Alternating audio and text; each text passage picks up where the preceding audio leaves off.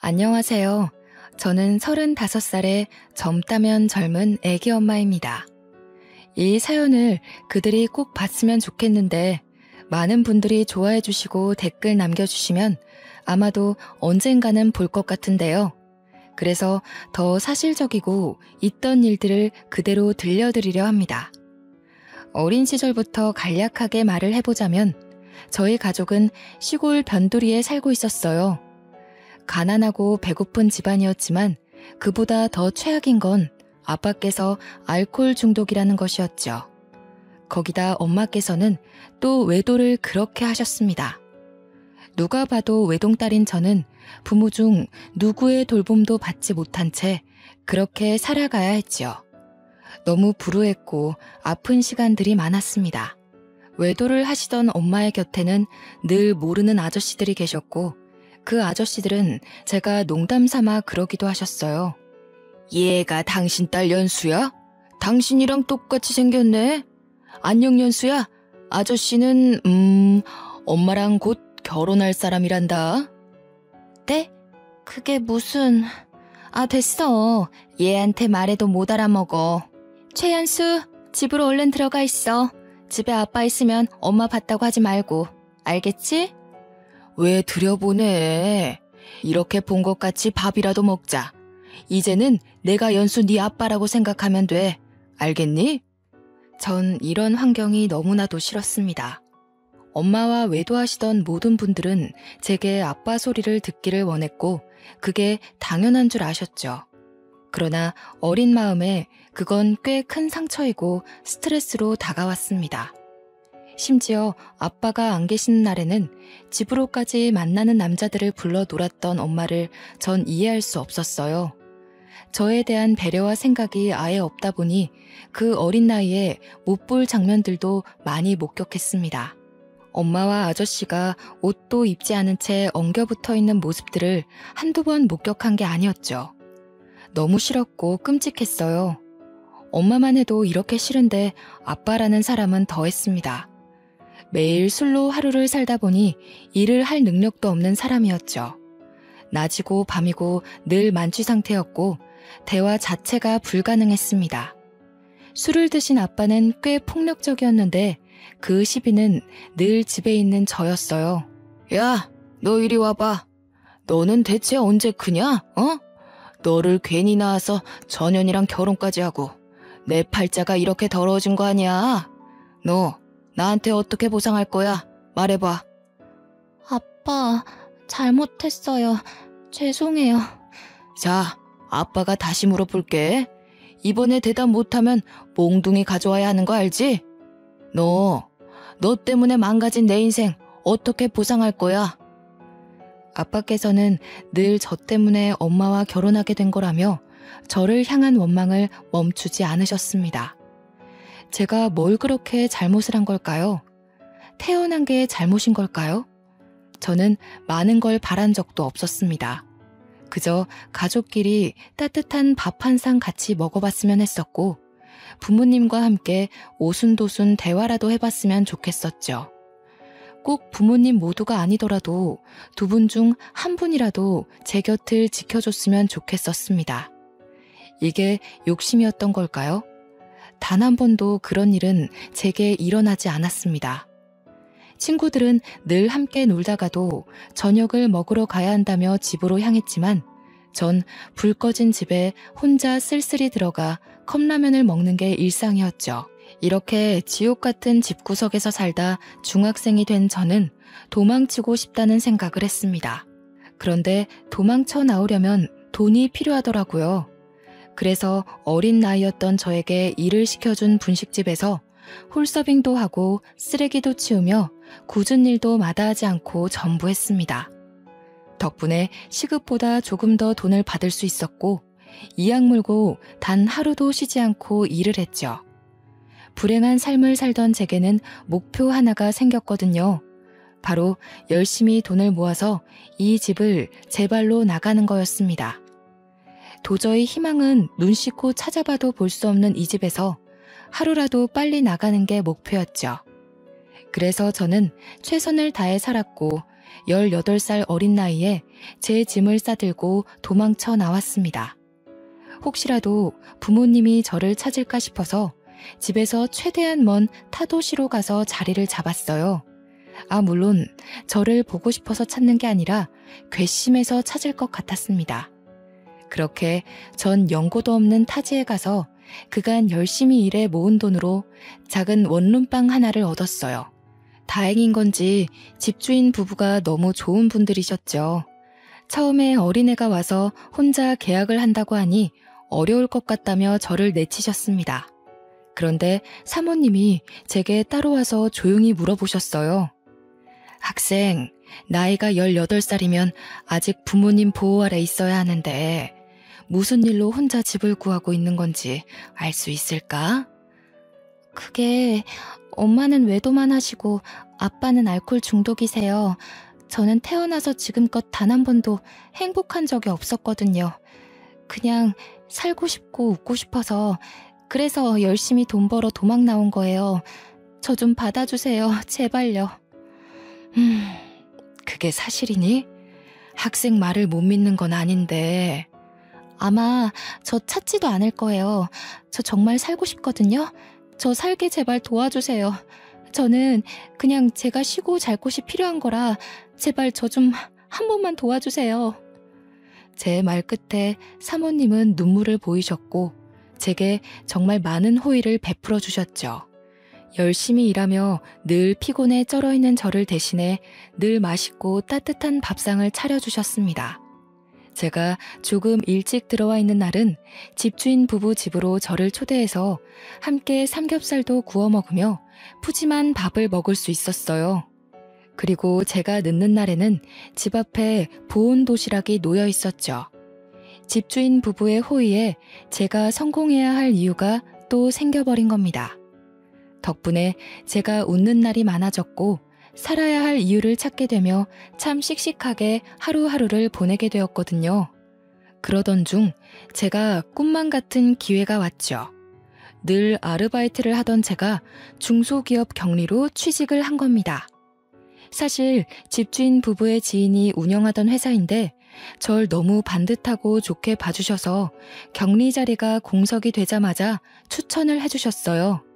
그렇게 안정적인 회사에 들어간 저는 이후부터 월급을 받으며 살았습니다. 그렇게 3년쯤 일을 다니고 있었는데 놀라운 일이 벌어졌죠. 저보다 15살이나 많았던 중소기업 사장은 늘 저를 대하는 게 남달랐습니다. 착각이라면 착각이겠지만 저를 좋아하는 것 같았어요. 그러나 나이가 너무 많았고 연애 경험도 없었기에 모르는 척 하기도 했습니다. 시간이 흐르고 흘러 어느 날은 제대로 고백까지 받게 되었고 피할 수 없었어요. 나는 네가 참 좋다. 15살이나 많은 내가 이런 소리 하면 정말 욕먹을 거 알지만 이 마음을 더는 못 숨기겠어. 나도 이 감정을 없애보려고 참 많이 노력했었거든. 그런데 쉽지 않더라고.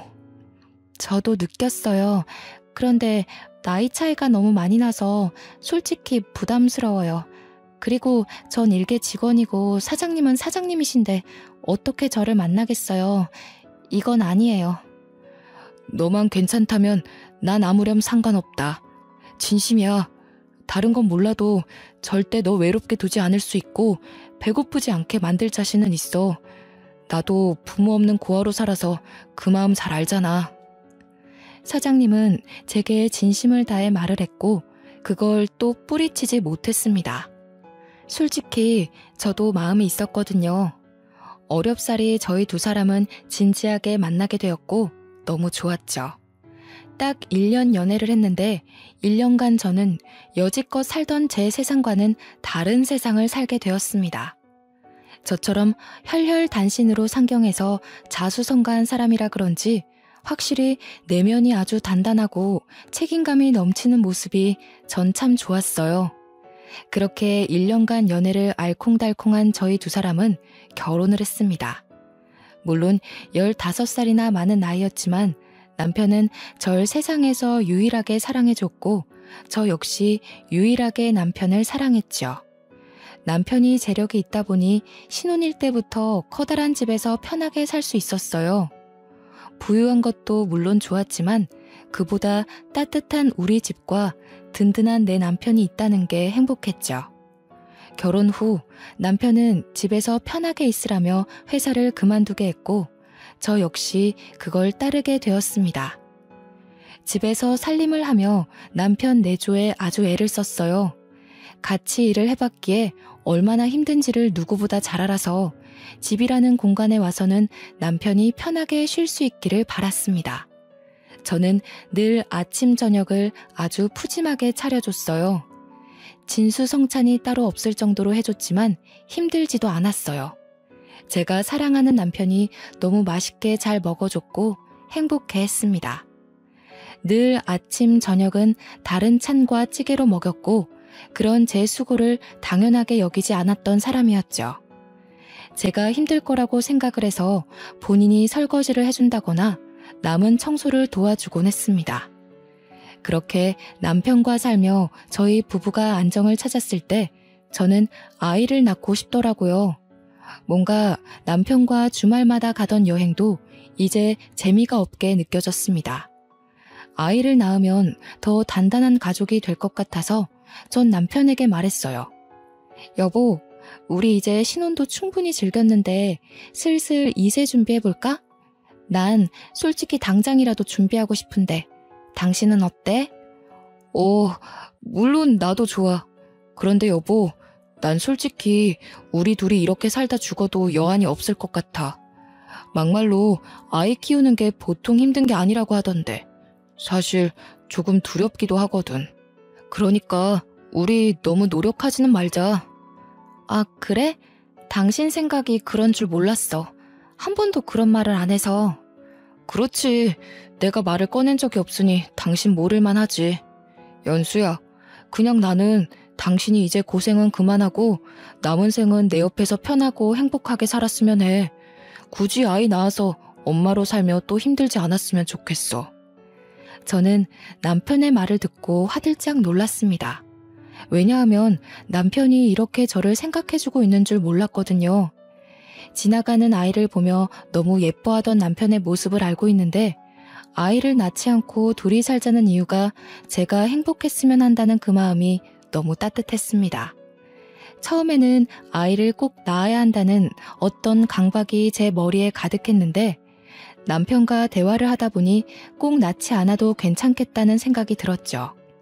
그래서 저희 부부는 딩크 부부로 살게 되었고 대신 유기견 한 마리를 입양했습니다. 제가 시골에 매주 유기견 봉사활동을 갔었거든요. 그곳에서 유기견을 데려왔는데 확실히 반려견이 있고 없고의 차이가 컸습니다.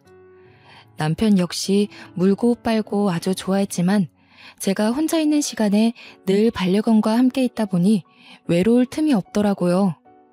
반려견을 키워보신 분들은 아실 테지만 은근히 아이를 키우는 것보다 손이 더 많이 가기도 하죠. 심지어 여러 번 버림받은 상처가 있는 유기견이라 늘 함께 해주려 노력을 많이 했습니다. 그렇게 시간이 흘러 저희 부부와 반려견 사랑이는 단란한 가족이 되었습니다. 이날도 제가 사랑이를 데려온 보호소가 있는 시골로 봉사활동을 가던 날이었습니다. 가서 열심히 다른 사랑이 친구들을 보살펴주고 봉사활동을 모두 마친 후 집에 돌아오는 길이었죠. 늦은 시간이고 시골길이라 가로등 하나 없이 깜깜한 길이었어요. 그 길을 가고 있는데 순간 웬 여자가 길가에 쓰러져 있는 겁니다. 너무 놀라서 급히 차를 세우고 내려가 여자 상태를 봤더니 배는 남산만하게 나와 있었고 온몸이 땀에 젖어선 살려달라고 울부짖었어요.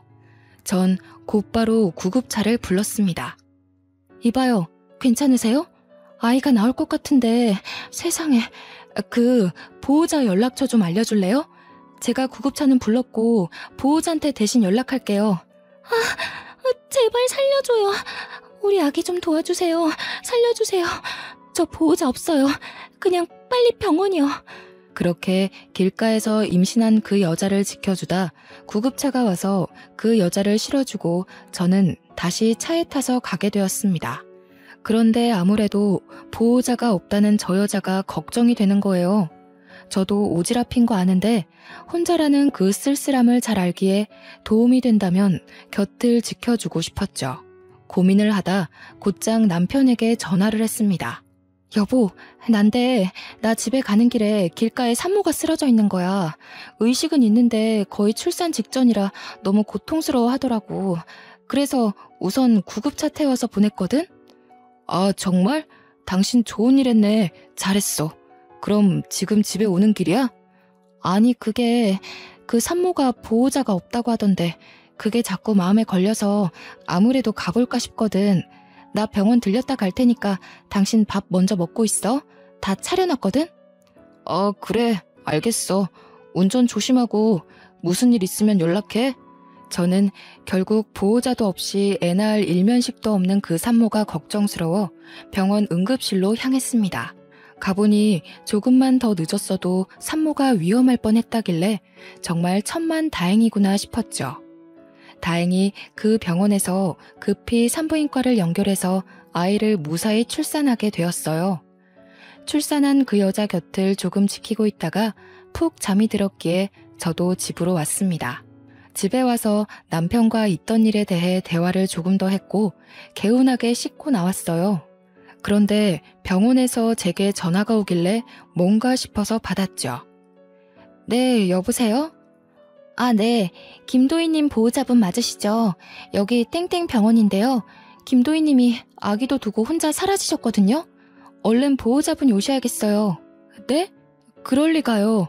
잠깐 어디 간 거 아닐까요? 아니요. 저희도 오래 기다리다 지금 연락드리는 거예요. 보니까 주소지도 이쪽이 아니시고. 우선 보호자분 병원으로 와주시겠어요? 아, 그게 제가 그분 보호자가 아니에요. 저도 길에서 만난 거고 도와준 거라 너무 난감하네요. 우선은 갈게요. 저는 너무 당황스러워 말을 잇지 못했습니다. 아이를 출산한 여자가 병원에 아이를 버리고 가는 건 상상할 수 없는 일이었죠. 별 생각을 다 했던 게 혹시 병원비가 없어서 돈 때문에 그랬던 건가 싶기도 하고 대체 어떤 사정이 있길래 낳은 아이를 놓고 갈까 싶었습니다.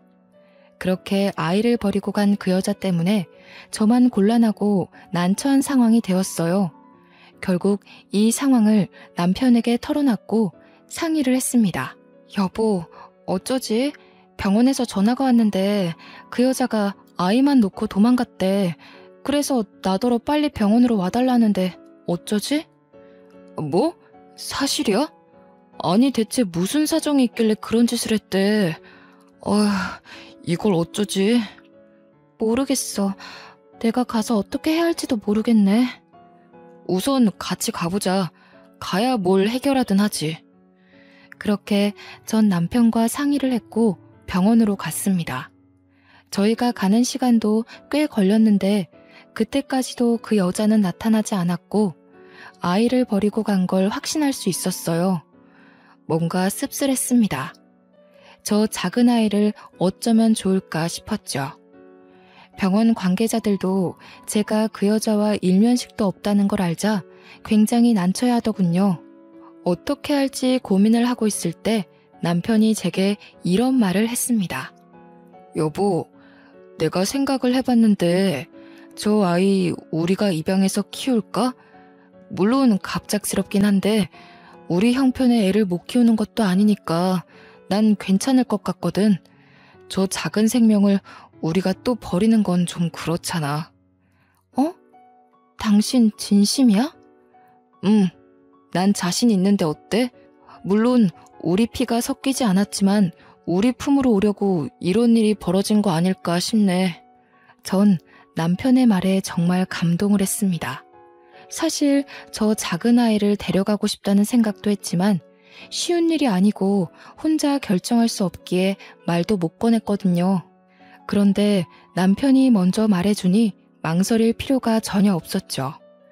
저희 부부는 엄마에게 버림받은 불쌍한 그 아이를 걷어서 키웠습니다. 피가 섞이지 않았고 남편은 우리 딸을 그렇게 예뻐했어요. 사랑하면 닮는다더니 저희 세 식구는 정말 점점 닮아갔고 누가 봐도 이상하지 않을 가족의 모습이었습니다. 아이가 생기니 집안의 분위기가 눈에 띄게 달라졌고 저희 두 사람 모두 갑작스레 부모가 되었답니다. 어느 순간 남편은 저보다 딸을 더 예뻐하고 좋아해서 제가 귀여운 질투를 할 정도였습니다. 다른 말이 필요 없이 너무 행복했죠.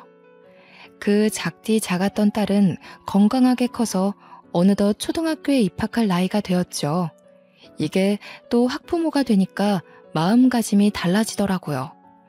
언제 이렇게 큰 건가 싶고 마음이 뭉클하면서 찡해졌습니다.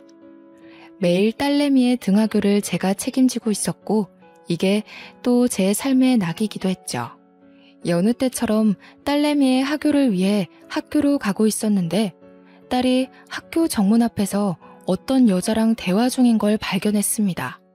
그 순간 저도 모르게 너무 놀라서 주차도 제대로 못하고 딸 이름을 부르면서 뛰쳐갔어요. 예지야, 예지야 이리 와, 얼른. 엄마. 어머 예지야, 왜 그래? 왜 울려고 그래? 저 아줌마가 예지한테 뭐라고 했어? 엄마가 예지 엄마 아니야? 뭐라고? 누가 그런 소리를 해? 저 아줌마가 엄마는 예지 엄마 아니라고 계속 말했어. 그래서 내가 맞다고 했는데 아니라고 했어. 울지마 예지야. 엄마가 예지 엄마 아니면 누구 엄마야. 저 아줌마 이상한 사람이니까 혹시 또 찾아오면 절대 말하지 말고 따라가는 것도 절대 안 돼. 알겠지? 딸아이는 울면서 제게 충격적인 말을 했습니다. 그때 우리 예지를 버리고 간 그 여자인 건지 설마 갑자기 나타나서 우리 예지를 데려가려고 찾아온 건가 싶어 너무 힘들었어요. 우선 놀라서 우는 딸을 끌어안고 진정시킨 후 집으로 왔습니다. 그 후 남편이 퇴근해서 올 때까지 별 생각을 다 하며 기다렸죠. 여보, 나 너무 무서웠어 오늘. 우리 예지를 데려갈까봐 너무 무서웠어. 응? 그게 무슨 소리야? 누가 예지를 데려가? 오늘 예지 픽업하러 갔는데 정문에서 어떤 여자랑 얘기를 하고 있는 거야. 놀라서 예지한테 막 뛰어갔는데 애가 울면서 엄마가 예지 엄마 아니냐고 막 그러더라고. 그래서 저 여자랑 무슨 얘기를 한 건지 물었더니 그 여자가 그랬대. 내가 예지 엄마가 아니라고. 뭐? 어떤 정신 나간 여자가 애한테 그런 소리를 해? 설마 그때 그 도망간 여자인가? 그러니까 아무리 생각해도 친모인 것 같아. 우리가 친부모가 아닌 걸 이 동네에 아는 사람은 아무도 없잖아. 그런데 왜 갑자기 나타난 걸까? 설마 이제라도 예지를 데려가려고 온 건가? 나 너무 무서워. 여보, 내가 예지를 어떻게 키웠는데 나 절대 예지 못 뺏겨. 울지마 여보. 예지를 왜 뺏겨? 걱정 마. 우리가 예지 법적 부모야. 그 여자는 애 버리고 도망갔잖아. 잊었어? 그 여자는 애 키울 자격도 없어. 그것도 그렇고 예지한테 말해줘야 하나 싶고 생각이 너무 많다 정말. 우선 예지한테 말하는 건 조금만 신중하게 생각해보자. 지금은 타이밍이 아닌 것 같아. 남편과 많은 대화를 하며 참 많이 울었습니다. 눈물이 멈추질 않았고 그 슬픔에 잠겨 힘들었어요. 그 뒤로 저는 딸내미를 잃을까 두려워서 평소보다 더 빨리 가서 딸을 기다렸고 제 품에서 한시도 떼어놓지 않았습니다. 며칠 뒤 남편이 회식 때문에 늦게 온다고 하더라고요. 그래서 딸과 단둘이 오붓한 시간을 보내고 있었는데 핸드폰 알림이 울렸죠.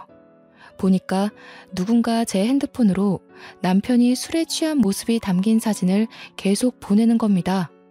저는 너무 놀라서 남편에게 전화를 했지만 받지 않았어요. 아무리 생각해도 이상해서 사진을 자세히 들여다보는데 술 취한 남편 옆에 여자 가방이 함께 있는 거예요. 저는 그때부터 배신감이 물밀듯 밀려왔고 불륜을 의심하지 않을 수 없었습니다. 그날 늦은 새벽에 남편은 집에 들어왔지만 아무것도 묻지 않았어요. 술 취한 상태이기도 했고 어설프게 물어봤다가 아무것도 알아내지 못할까 봐요. 다음 날에도 역시 아무것도 묻지 않았는데 남편은 발연기를 했습니다. 너무 과음을 했다며 많이 취해서 아무것도 기억이 나지 않는다는 말을 했어요. 저는 우리 가족이 깨지는 걸 누구보다 원치 않았던 사람입니다. 그렇기 때문에 신중하게 접근해야 했고 남편에게 물어봤자 사실이 나올 것 같지도 않아서 바로 흥신소에 가서 사람을 붙였죠. 제발 제가 오해한 거였으면 좋겠다며 마음속으로 빌고 또 빌었습니다. 그러나 흥신소 직원의 말을 듣고 전 절망을 했어요. 알고 보니 남편은 회식이라고 할 때마다 자주 가는 술집이 따로 있었고 그곳은 도우미 여자가 붙어있는 곳이었습니다. 심지어 남편은 일주일에 한 번씩은 꼭 가는 VIP라고 말해주더군요. 얼마나 더러운지. 날마다 다양하게 여자 한 명을 딱 지정해서 밤까지 술 먹고 저한테 들키지 않기 위해 아무리 늦어도 새벽 2시쯤에는 집에 온 거였습니다. 아주 치밀하고 더러운 남편을 용서할 수 없었죠. 저는 전업주부라 딸내미 키우며 살림만 하고 있었는데 어떻게 이럴 수 있나 싶은 배신감이 너무 컸습니다. 더 절망적인 건 말로 들었을 때보다 흥신소 직원이 보내준 사진을 봤을 때 그 절망감은 더욱 컸어요. 다 무너져 내렸고 끝이라는 걸 생각하고 있었습니다. 그런데 이혼을 하고 싶어도 경제적인 능력이 아예 없었기 때문에 이혼을 결정하는 게 결코 쉽지 않았죠. 이런 중대한 문제를 의논할 가족도 없었고 하다못해 친인척도 없었으니 막막했습니다. 여기까지만 해도 충격적인데 여기서 그치지 않았어요. 흥신소 직원은 제 남편에 대해서 이상한 소문을 들었다며 말을 해줬습니다. 그 남편분이 술집에 완전 VIP라고 하더라고요. 그런데 이상한 소문이 도는 게 하나 있었어요. 그게 뭔데요? 그 술집에 젊은 여자 한 명을 임신시켰대요. 근데 여자를 아주 비참하게 버렸다는 소문이 쫙 돌고 있어서 그 술집에 있는 종업원 중에 모르는 사람이 없을 정도라고 하더라고요. 이 정도면 소문이 아니라 진짜인 거죠 뭐. 임신을 시켰다고요? 그 여자는 누군데요? 그것까진 말 안 해주더라고요. 아무튼 이런 말하기 좀 그렇지만 보통 질이 나쁜 게 아니니까 남편분과 얼른 정리하세요. 저는 너무 불안했고 절망스러웠습니다. 어딘가에 저도 모르는 남편 아이가 살고 있을 수도 있겠다는 생각과 제가 생각한 것 이상으로 남편의 행실이 좋지 않다는 게 받아들이기 힘들었어요. 저와 딸에게는 세상 둘도 없는 다정한 아빠와 남편이었으니 말이죠. 바보가 아닌 이상 이 상태로 결혼 생활을 유지할 수 없다는 건 알았습니다. 그래서 소송을 준비하려 했지만 큰 돈이 없어서 그것조차 할 수 없어 너무 비참했어요. 뒷주머니 하나 차지 않고 여태 뭐 했나 싶은 생각이 들었습니다. 제 마음이 지옥이다 보니까 남편을 마주해도 제 감정들을 숨길 수 없었고 대화를 단절해버렸죠. 남편을 대하는 제 태도가 쌀쌀맞아지니 본인도 뭔가 눈치가 보였는지 더 잘하더군요. 짠! 당신이 좋아하는 꽃다발 사왔지. 이런 걸 뭐하러 사왔어. 버리는 것도 일인데. 에이, 왜 그래. 당신 꽃 엄청 좋아하잖아. 그래서 집 오는 길에 사온 건데. 그래. 당신 요즘 왜 그래? 나한테 뭐 화난 거 있어? 그런 거 없어. 아, 있잖아. 왜 그러는데. 아, 왜 이래. 없다고 했잖아. 에이, 우리 와이프가 왜 그러실까? 예지도 자는데 오랜만에 사랑 좀 나눌까? 나 빨리 씻고 올게. 나 책 읽다 예지 방에서 잘 거야. 요즘 예지가 밤에 자꾸 깨거든. 씻고 자. 남편은 누가 봐도 바람 피는 게 미안해서 와이프한테 잘해주는 남자처럼 보였습니다. 그게 전 너무 싫었어요. 본인이 찔리는 게 있으니 저렇게 행동을 하는 게 말이죠. 그 후 남편과 절대 같이 잠을 자지 않았고 전 딸내미와 함께 잤습니다. 옆에 누워있는 것도 살이 닿는 것도 소름 끼쳤거든요. 남편 때문에 머리가 복잡해서 두통약까지 먹으며 지냈습니다. 그래도 이런 모습을 딸에게 내색하지는 않았어요. 한동안 참 힘들게 보내던 저는 아무 생각 없이 여느 때처럼 딸을 픽업하러 학교로 갔고 손을 잡고 차를 타려는데 갑자기 어떤 여자가 제 손목을 확 낚아채는 겁니다. 너무 놀라서 순간 그 여자를 쳐다봤는데 얼굴을 보니 누군지 알 것 같았죠. 순간 몸이 덜덜 떨리고 무서워서 딸을 먼저 차에 태우고 절대 나오지 말라고 말한 후 차와 살짝 떨어진 곳에서 대화를 했어요. 당신 뭐야? 왜 자꾸 애 학교에 찾아와서 왜 이래? 별 이유는 없어요. 그냥 내 배 아파서 낳은 내 딸이니까 이제라도 내가 엄마인 걸 알았으면 좋겠고 엄마로 생각해주면 좋겠어요. 그러니까 애랑 얘기할 시간 좀 줘요. 매일 그렇게 옆에 끼고 다니지 말고. 당신이 사람이야? 그 핏덩이를 병원에 내동댕이 쳐놓고 갔으면서 금이야 오기야 키워놓으니 엄마 노릇을 하겠다고? 절대 안 돼. 예지는 내 딸이야. 내 딸이라고. 2번 다시 나타나지 마. 당신 경고야 이거. 그래. 당신이 금이야 오기야 키운 티가 나서 고맙기는 한데 내 핏줄이잖아요. 내 딸이잖아요. 그날 당신도 봤잖아. 내 배 아파서 낳은 아이인 거. 염치도 없이 어떻게 날 찾아와서 그런 말을 해? 그때 우리가 예지 데려와서 안 키웠으면 보육원에서 컸을 거야. 알아? 당신 진짜 부모 자격 없어. 그래, 어디 물어나 보자. 애 키울 돈은 있어? 능력도 없으면서 왜 그래? 예지, 당신이 아니더라도 당신 남편이 키웠어야 했다고요. 아직 아무것도 모르는 것 같네? 예지가 당신 남편의 자식이라고. 뭐라고? 지금 무슨 헛소리를 하고 있는 거야? 당신 진짜 악질이구나. 사실이에요. 이도훈이 나 술집에서 일할 때 25살이었던 나를 임신시켰거든. 내가 워낙 말라서 배가 나오는 것도 몰랐고 5개월이 넘도록 임신한 줄도 모르고 지냈는데 어느 순간 자꾸 배만 나와서 그때 알았어요.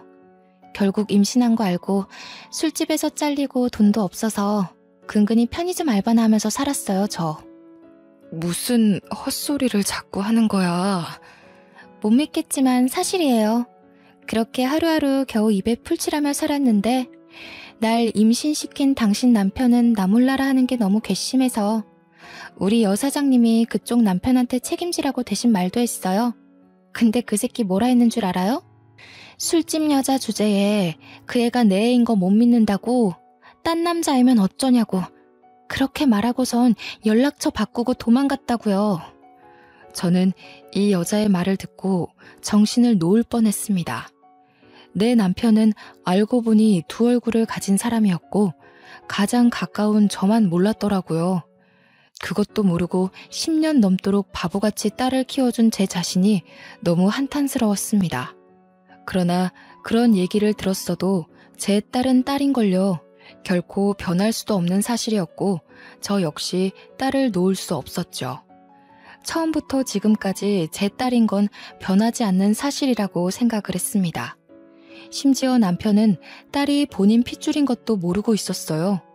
저 여자는 저기서 말을 멈추지 않았고 아주 당돌하게 말했죠. 이런 사실을 알고도 설마 계속 살 건 아니죠? 미안하지만 당장 이혼해줘요. 그땐 돈이 없어 어쩔 수 없어서 딸을 놓고 간 거지만 10년의 세월 동안 하루도 빠짐없이 그리워했어요. 한 번만 품에 안아보고 싶어서 죽을 만큼 괴로웠다고요.